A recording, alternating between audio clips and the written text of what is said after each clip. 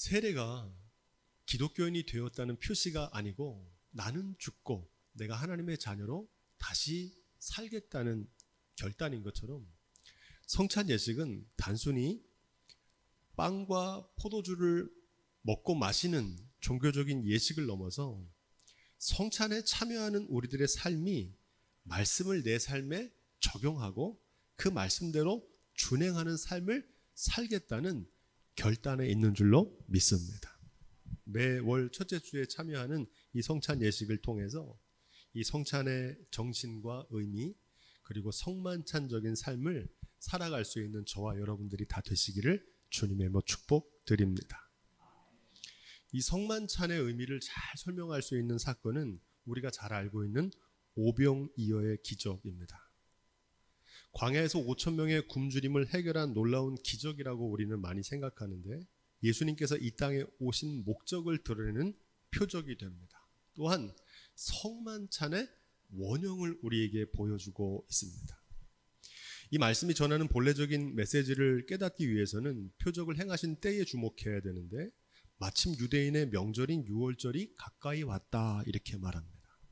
그래서 오병이어의 사건은 유월절 사건과 깊은 연관이 있다는 것을 보여주고 있습니다. 유월절은 어린 양 예수 그리스도께서 세상을 위해 바치신 주님의 살과 피를 가리키고 있는 줄로 믿습니다.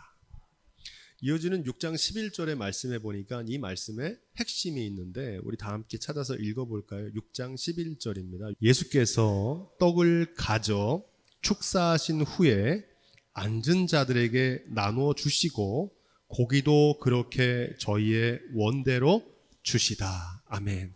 이 말씀을 한번 떠올려서 상상해 보십시오. 예수님께서 떡을 가져서 축사하신 후에 앉은 자들에게 나눠 주시고 고기도 그렇게 원하는 대로 주셨다는 겁니다. 이 말씀은 네 단계로 구분되는 기적의 과정을 전하고 있는데 각각 상징적인 의미가 담겨져 있습니다.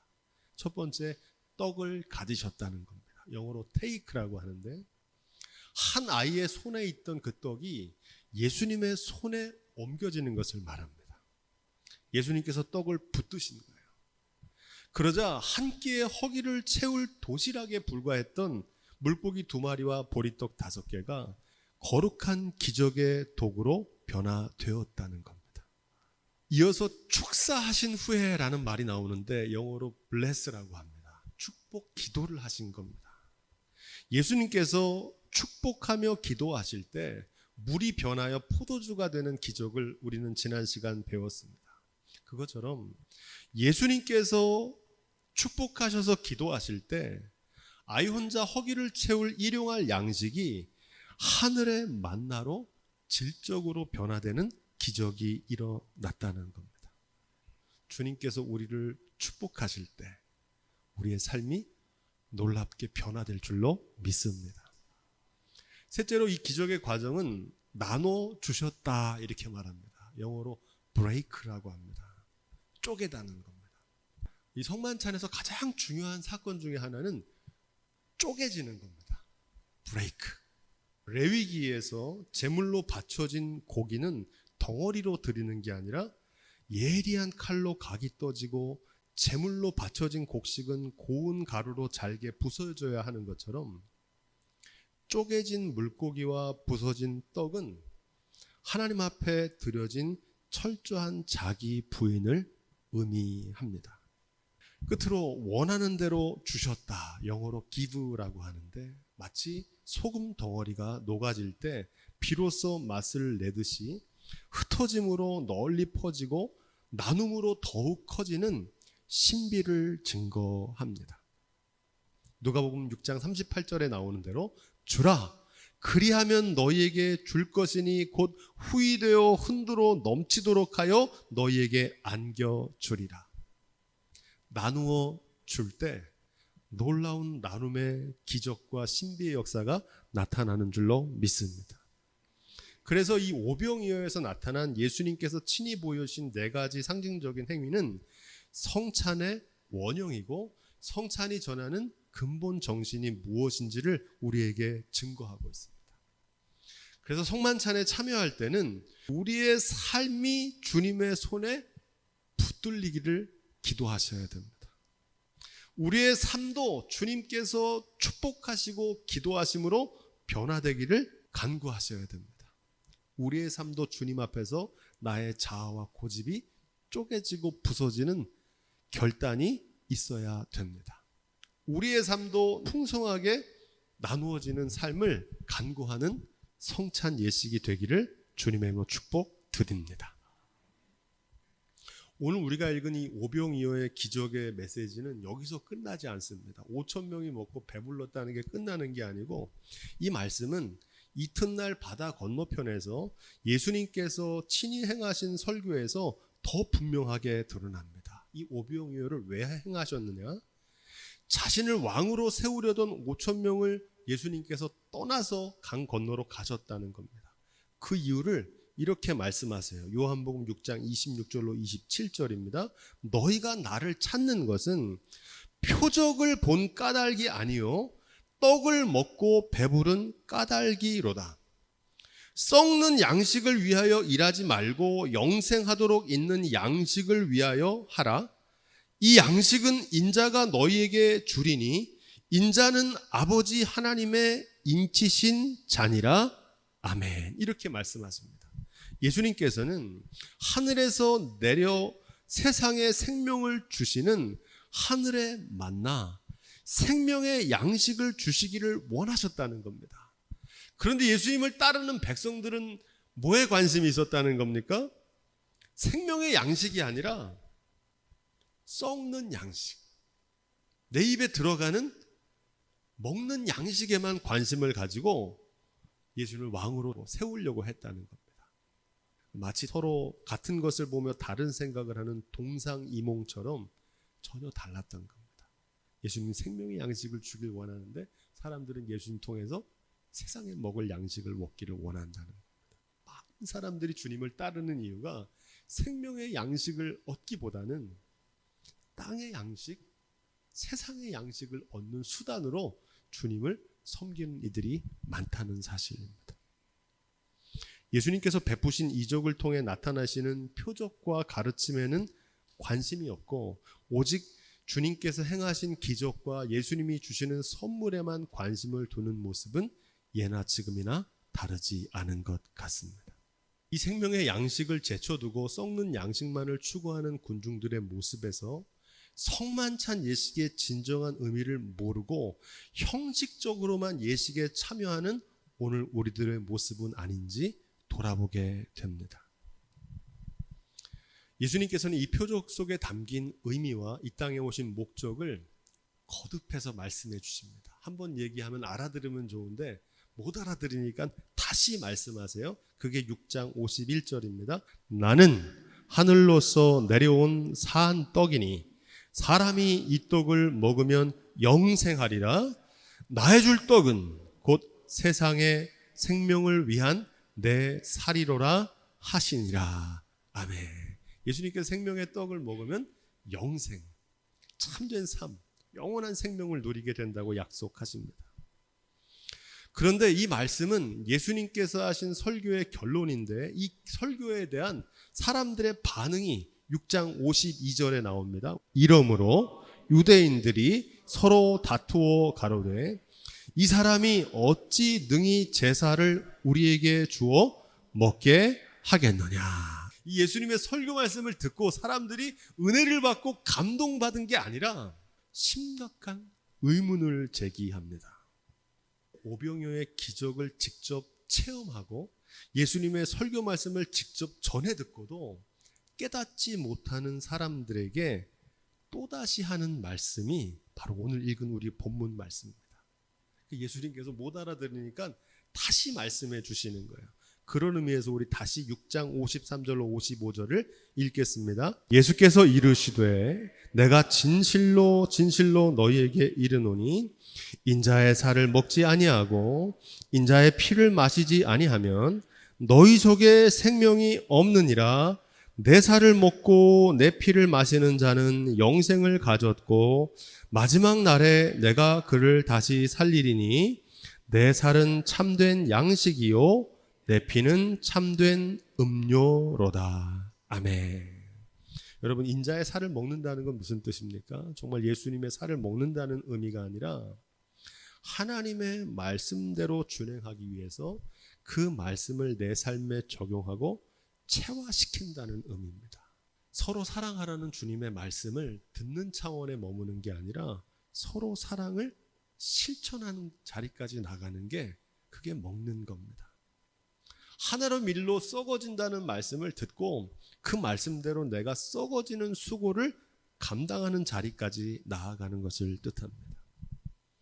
인자의 피를 마신다는 것은 주님이 마신 고난의 잔에 동참하기 위해서 반드시 감수해야 될 자기 희생과 자기 부인을 의미합니다. 너희가 내 잔을 마실 수 있겠느냐? 내가 진 십자가 너희도 질 수 있겠느냐? 고난의 잔을 마신다는 것은 주님의 고난에 동참하는 것을 뜻합니다. 이것은 예수님께서 누누이 강조하신 말씀이고 기독교 신앙의 정수인 십자가와 부활의 복음을 담고 있습니다. 아무든지 나를 따라오려거든 자기를 부인하고 자기 십자가를 지고 나를 쫓을 것입니다. 인자의 살을 먹고 인자의 피를 마시지 않으면 그 속에 생명이 없다는 말은 그런 뜻입니다. 성찬 예식은 떡을 먹고 포도주를 마시는 예식을 넘어서 나 자신이 드려진 떡과 받쳐진 포도주가 되어서 주님의 말씀에 붙들리고 변화되어서 그 말씀을 내 삶에 적용해서 쪼개지고 흩어지는 성만찬적인 삶을 살겠다는 결단인 줄로 믿습니다. 이 예수님의 설교에 대해서 제자들의 반응이 요한복음 6장 60절로 61절에 나오는데 우리 이 말씀도 함께 읽어보겠습니다. 혹시 여러분도 설교를 듣다가 걸림이 될 때가 있으십니까? 걸림이 된다는 건 부대끼는 겁니다. 저 나한테 하는 말 같은데 찔리는 겁니다. 예수님이 이 설교를 했더니 이 성만찬에 관한 설교를 했더니 이 설교를 들은 유대인들이 찔리는 겁니다. 막 부대끼는 거예요.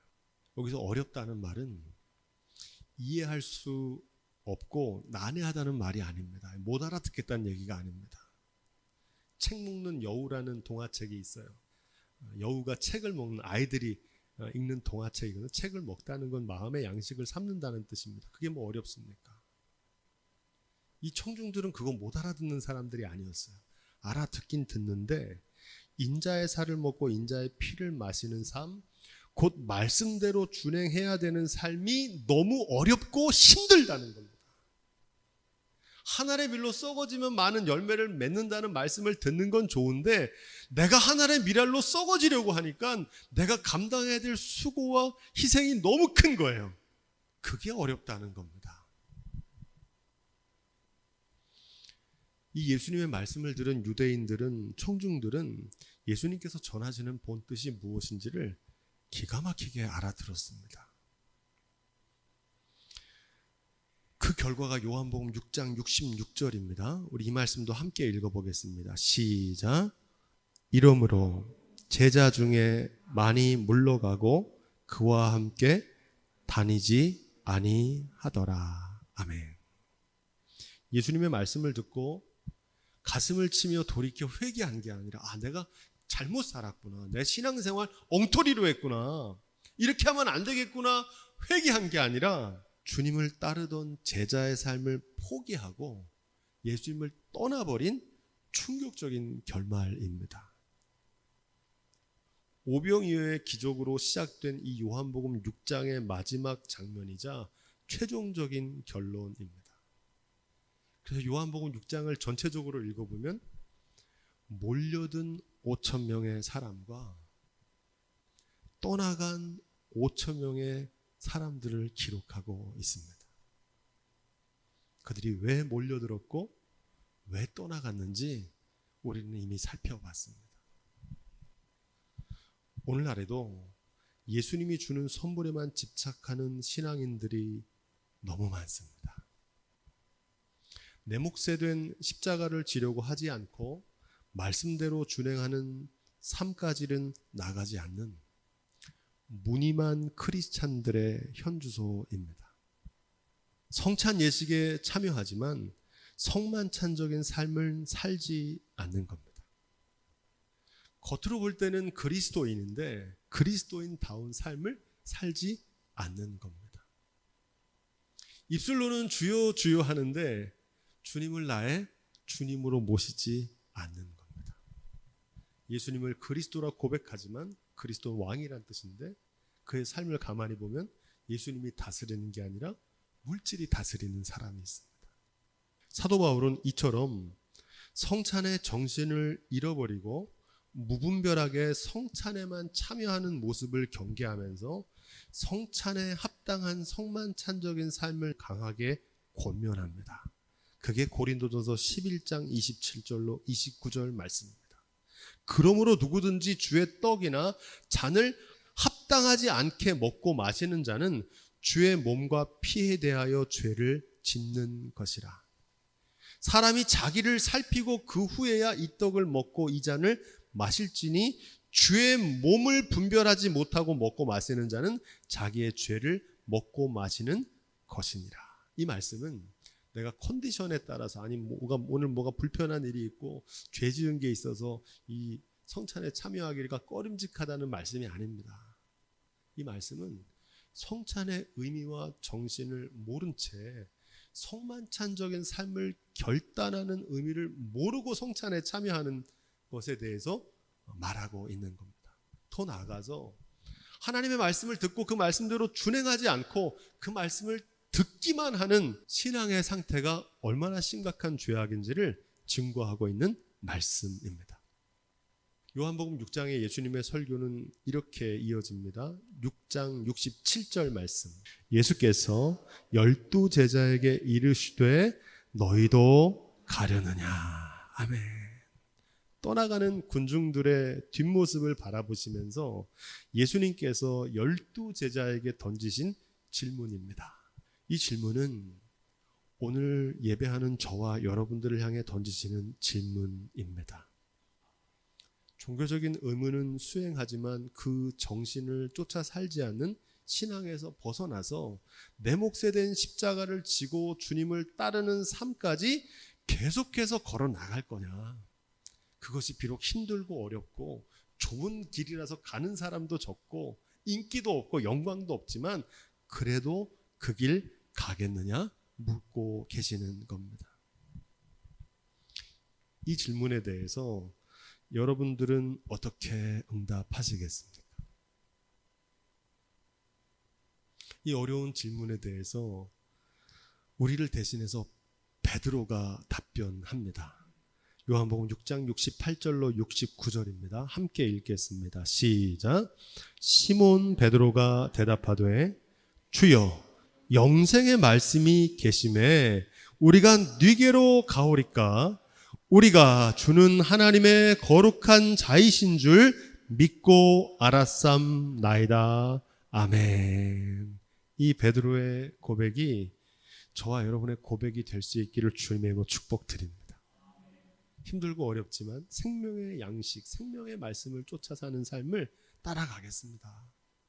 거기에 진정한 삶이 있다는 걸 힘들고 어렵지만 믿습니다.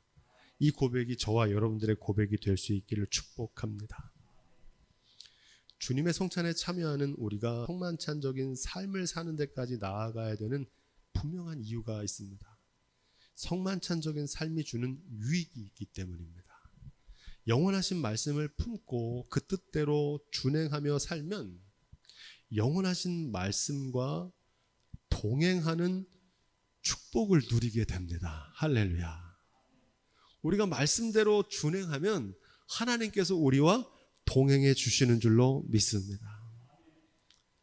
우리가 주님의 고난에 참여하면 십자가의 죽음에서 주님을 다시 살리신 하나님께서 우리도 다시 살리시는 줄로 믿습니다. 어떠한 절망에서도 이기게 하시고요. 마지막 날에도 다시 살리십니다. 한 알의 밀이 땅에 떨어져 썩어질 때 비로소 많은 열매를 맺을 수 있기 때문입니다. 이것이 오병이어와 주님의 성찬이 전하는 진정한 메시지입니다.